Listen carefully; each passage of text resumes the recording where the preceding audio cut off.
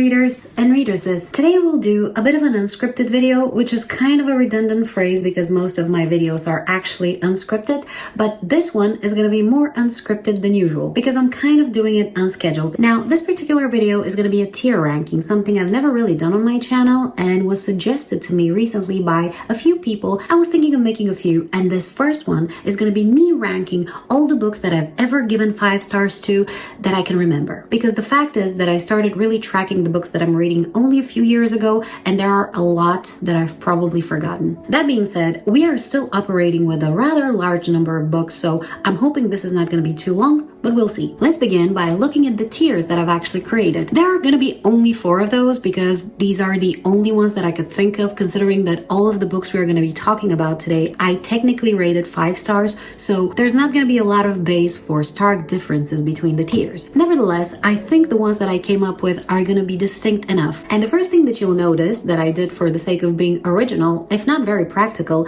is to title every single tier after a quote by one of my favorite authors. We're going to start with the lowest tier, and by the way, the quotes themselves aren't ranked. I'm just using them because they're appropriate for the given tier. So the lowest one carries a quote by Terry Pratchett, and it goes, "Coming back to where you started is not the same as never leaving." And how I'm interpreting the quote in the context of this tier ranking is that at the time I've given certain books 5 stars, but if I had to rate them now, I'd probably give them a lower rating. That doesn't mean that the books are necessarily bad, they just wouldn't be 5 stars by my current standards. So for practical purposes, we're going to be calling this D tier or lowest tier because I can't say every single quote every time I put a book in this tier. Next, we have the second lowest tier, and that carries a quote by the absolutely phenomenal Joe Abercrombie. It's one of my favorite quotes by one of my all-time favorite characters, and it goes, "You have to be realistic about these things." And what this quote is supposed to mean in this particular context is that these are books that I've given 5 stars to,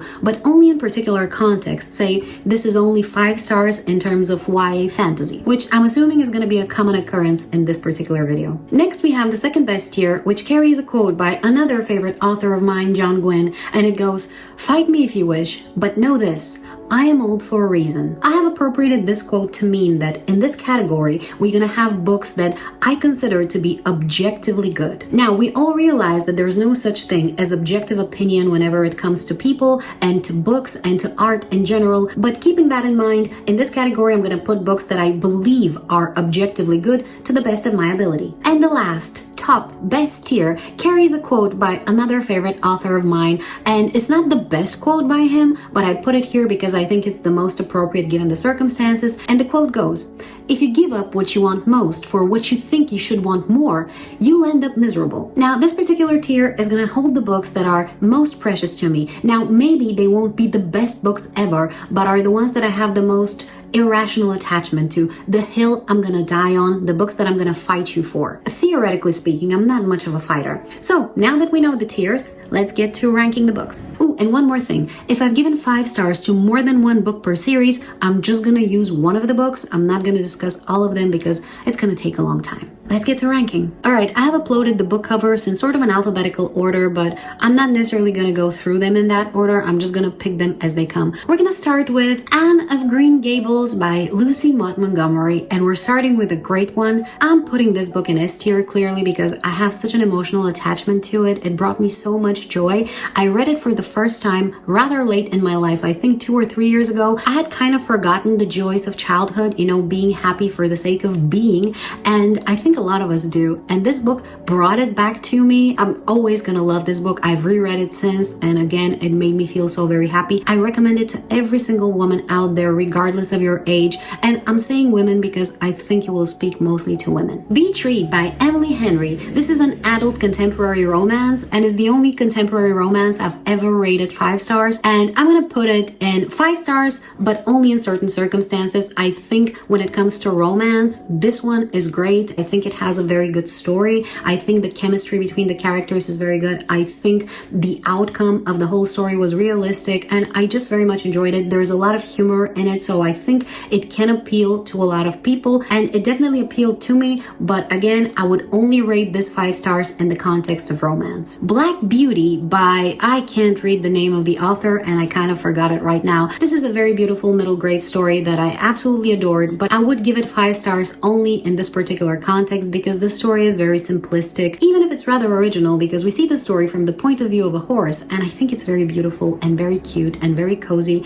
But again, I wouldn't rate it 5 stars otherwise. A Game of Thrones by George R.R. Martin. This, I would say, is an objectively good story, but I will put it in S tier, in the top tier, because to me this is a very special read. I read A Game of Thrones back in the early 2000s, before it was cool actually, and I felt so amazed by the writing style of the author, and I continue to be amazed years later. Now, it sucks that the story is not finished and probably will remain that way, but that doesn't take away from the value of this story to me. I continue to reread it and I will continue to love it. An Enchantment of Ravens by Margaret Rogerson. This is a YA fantasy romance about fae and such, and to be honest with you, if I had to rate it now, I wouldn't give it 5 stars. That doesn't mean that the book is bad, but it's just not a book worthy of 5 stars in my personal opinion, given my current standards. It's cute, it's whimsical, it's somewhat simple, the magic system is rather too soft for my liking,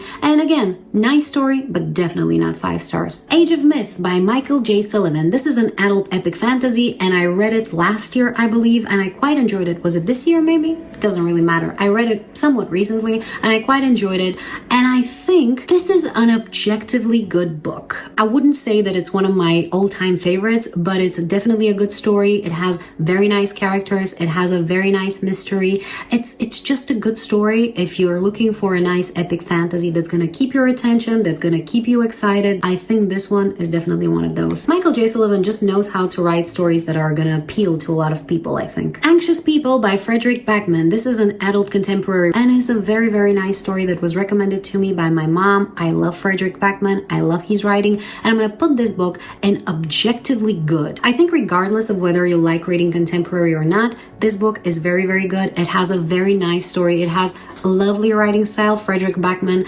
manages to make you cry and laugh consecutively, which is very good on every other page, and it has a very nice mystery and a very nice twist that I didn't expect, so I had such a great time. I read it within a single day and I recommend it. All Systems Red by Martha Wells. This is an adult sci-fi novella that I read a few years ago, and at the time I absolutely loved, and I still think it's a great story, but I wouldn't give it 5 stars. I would give it 4 stars right now because I can see, looking back, so many flaws with it. I think it was a little rushed given that it's a novella, kind of understandable, but at the time I was just mesmerized by the main character and at the hype around it because everybody was saying such great things about it, and you know, want it or not, you kind of get influenced. Again, I would recommend reading it, but definitely not 5 stars. A Tale of Two Cities by Charles Dickens. This is a classic that needs no introduction, and I'm a little split on where to put it because I think it's objectively a very good book with a great writing style, very quotable, such an interesting story, but frankly, it is 5 stars only in the context of classics because right now, I think, given how much the language and writing and storytelling has evolved, I don't think it would measure up to either our expectations or to our attention span or any of that. So great story, but again, only in the context of classics. I feel a bit like a blasphemer for doing this, but I have to be honest. And Then There Were None by Agatha Christie. This is a classic mystery, kind of psychological thriller that I did not expect by this author because I had read a bunch of her books before that, and this one was surprisingly dark, and I will put this one in objectively good because from the first page, from the first introduction of a character, through the introduction of the rest of the characters, through the entire story and the mystery that was, kept me on the edge of my seat. There was not a low moment in this book. I think it's great whether you like reading mysteries or not, whether you like reading classics or not. I think this book would appeal to you. Chef's kiss. Then we have Guards by Terry Pratchett. This is an adult sci-fantasy satire and the second book I read in the Discworld series by the author, and I was really impressed. I think this is an objectively good book. It has so many quotable moments. Every single thought is put on the right place. I was laughing out loud, which doesn't happen very often, believe me. I think Terry Pratchett has an amazing writing style, and on top of that, he managed to tell a very interesting story whilst making fun of it, which is a skill that truly deserves admiration, which is why I'm putting this book in objectively good. Emma by Jane Austen. This is a classic romance that I read last year, I believe, and I absolutely loved. I will put this book in objectively good too, because I think it has a very, very nice, interesting story. It has characters that are gonna grab you. We have a romance that's moving the story, but it's not the whole thing about it. And I think what's unique about this book is that the main character doesn't start likable, which is the majority of the female character in classic romances. Jane Austen has really done a great job with Emma herself, with her growth, with her change, with her meddling and messing things up. I had such a good time. I think this is a very, very good book. Then we have Assassin's Apprentice by Robin Hobb. This is an adult epic fantasy and the first book in the Farseer trilogy, and I'm gonna put this one also and objectively good, because I think this is one of the best fantasy books you can ever pick up in terms of character development, in terms of plot lines, in terms of mystery, in terms of emotional attachment and balance between magic, politics, and social commentary. I know that some people say that this book is very slow or very sad, and I don't think that either of those things is actually true. This could be the impression given certain expectations, but I think the pacing of the book is perfect, and I think that the emotional, gut-wrenching moments are just the right amount, and they always have a certain meaning. They're not just sadness for the sake of it. Catching Fire by Suzanne Collins. This is the YA dystopian that didn't start the genre, but the one that made it popular. This is the second book in the Hunger Games series, and I'm gonna put it in. You have to be realistic about these things, because I think this is a very, very good book, but I think it's only in the context of YA. That doesn't mean that the book / series is not great. I think it's fantastic, and it doesn't get any better than that when it comes to YA dystopian. But again, I think the pacing is a little too fast, and while the story is definitely not one-dimensional, I think it's slightly oversimplified. Crown of Midnight by Sarah J. Maas. This is a young adult fantasy romance, and book number 3, 4, I forgot which one, in the Throne of Glass series. And to be honest with you, I'm gonna put it in. You have to be realistic about these things. The book is great. I think when it comes to young adult to new adult fantasy romance, you can rarely find anything better than this. So in that context, 5 stars. Next, House Moving Castle by Diana Wynne Jones. I'm gonna put this one in the lowest tier, unfortunately, because while the book is very whimsical and very funny and very cozy,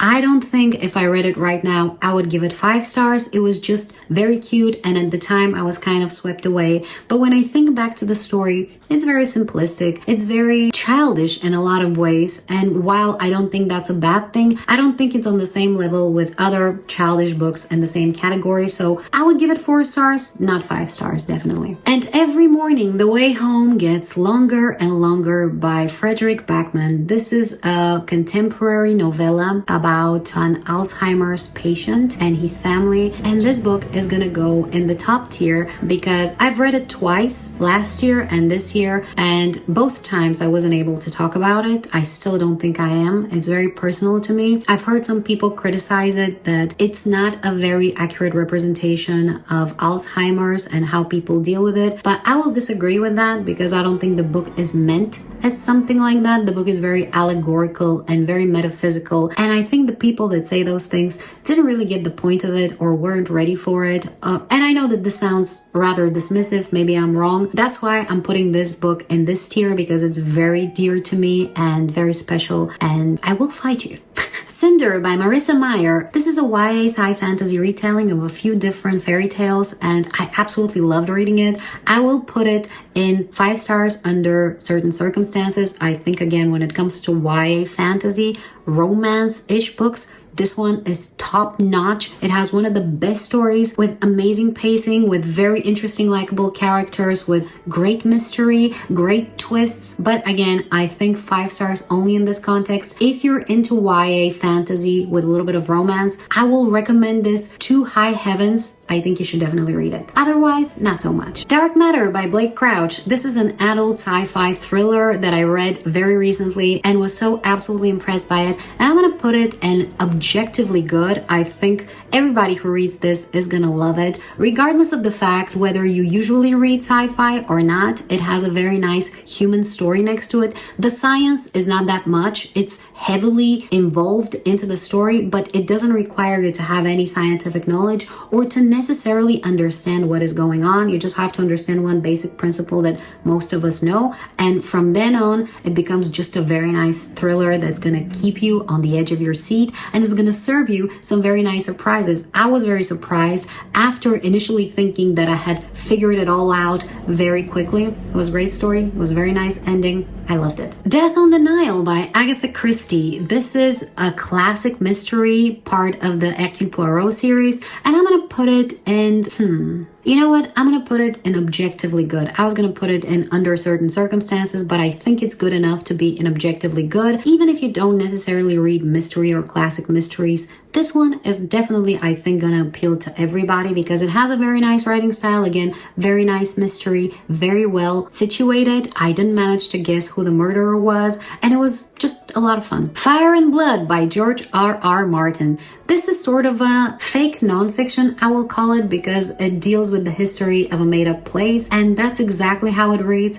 which is why I'm going to put it in 5 stars under certain circumstances. If you like books about history and how things happened, again, I know that this is not actual history, but it reads that way. Basically, if you like boring books about 1,000 people with similar names, this one is definitely for you. Death by Black Hole and Other Cosmic Quandaries or something like that by Neil deGrasse Tyson, one of my favorite people to listen to speak. This was such a fun and interesting read for me. Although, again, it's only going to appeal to people that like astrophysics and like reading nonfiction on this particular topic, even though Neil deGrasse Tyson is very entertaining to watch. Reading a book about complicated concepts like this could be a little tedious and boring, and again, this is the type of books that I definitely like, so it appealed to me. Fables by, I forgot the names of the authors of this particular graphic novel. It was recommended to me by one of my subscribers and I absolutely loved it. I'm a little split where exactly to put it because not everybody likes graphic novels, but I think this one is objectively good. It has a very nice art style that is easy to digest. It's not too simplistic, it's not too fancy, and I absolutely loved the characters that we followed. They're basically contemporary reimaginings of some of our favorite fairy tale characters that are situated in modern New York,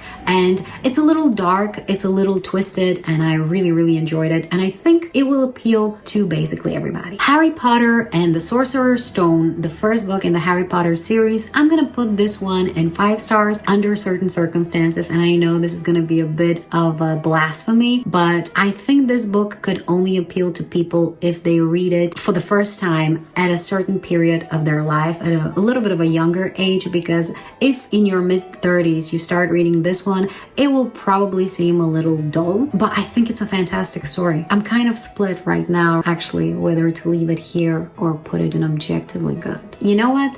Plot twist. I'm gonna put it in S tier because this entire series is so very special to me, and I know I'm not unique in that, but this is the case. I don't know why I didn't think about it immediately. Definitely S tier for me. Very special story. I reread it at least once a year around Christmas, so there. The Call of the Wild and White Fang by Jack London. This is a classic that needs no introduction, and while I think it's objectively good, I will put it in very special to me because especially The Call of the Wild just completely mesmerized me, floored me. I was so impressed, so into the story. It prompted me to think so much. It still gives me these shivers every time I think about it, so definitely S tier. Bad Blood by Kerry Rowe. I forgot the first name of the author. He's a journalist, and this is a nonfiction about Theranos and startups in general. It was very popular back in the day. I really loved reading this book. I read it within a day or so. I think I'm gonna put it in 5 stars, but only under certain circumstances, because frankly, this is not a book that's going to keep everyone's attention, despite the fact that, in my opinion, is very interesting. I think you have to be a certain type of person to really be captured by it, and I guess I'm that kind of a person. I think it will be boring to a lot of people, even though the author has made an effort to make the story sound kind of like a fiction, to have a storyline, to have some mystery, some twists, and some reveals. But frankly, I don't think this will be a book that's going to be 5 stars in every circumstance. Blood Meridian by Cormac McCarthy. This is an objectively good book, but I will put it in S tier because this book Watch my July reading wrap up if you want to hear me talk about it for like 20 minutes. This is such a special book, and that's all I'm going to say about it. Full Moon by Jim Butcher. This is an adult urban fantasy and the second book, I think, in the Dresden Files series. And I think I'm going to put it in 5 stars under certain circumstances, because when it comes to urban fantasy, this is top tier. It's so good. I had such a fantastic time reading it, but I think if compared to the rest of the books that I put up here, it's not gonna measure up. Little House in the Big Woods by Laura Ingalls Wilder. This is a classic middle grade story that is kind of a fiction, but actually based on the author's real life. It's such a cute story. I absolutely adore it, and I'm gonna put it over here because I think in the context of children's books, this is one of the best ones, and I actually picked this one instead, A Little House in the Prairie, because I think from this entire series, this book is actually the best one. But again, rather simplistic and only 5 stars in certain circumstances. 1,000 Splendid Suns by Khaled Hosseini. This is an objectively fantastic book, and I'm kind of split whether to put it here or in S tier, because when I think about it, I get such strong feelings. And you know what? I'm actually gonna put it up here, but I think it's objectively a good story. I think his writing style is phenomenal. I think the subjects that he tackles are timeless, and I think he represented them in a very interesting way. Every single character had a place in my heart. I was angry or sad or happy in every single chapter, and there were so many conflicting emotions sometimes. Very good nuance, lovely story. Killing Floor by Lee Child. This is an adult action thriller and the first book in the Jack Reacher series, and you know what? I'm gonna put this one in objectively good, because I think the writing style is phenomenal. I think the story is very interesting, and even if you're not into action thrillers in general, if you read this book, you're gonna have a good time. Malice by John Gwynne. This is an adult epic fantasy and the first book in the Faithful and the Fallen series. I already mentioned that John Gwynne is one of my favorite authors, and I'm actually gonna put this one in S tier, because even though the book is phenomenal, I don't think it's objectively measuring up to a lot of the other authors that I've put over here, but it definitely has a very strong place in my heart. It came to me in a very specific moment, and I have a soft spot for honorable characters that do the right thing when they have to, and this book is full of them. It's also full of honorable characters that do bad things, as well as a lot of dishonorable characters that do bad things. But I think the biggest flaw of this book and this series in general is that it's in its core a classic battle between good and evil, and while there are some nuances and some twists, it's still ultimately just that. And I know a lot of people find that to be a flaw, myself included, but in this particular case, it's very close to my heart.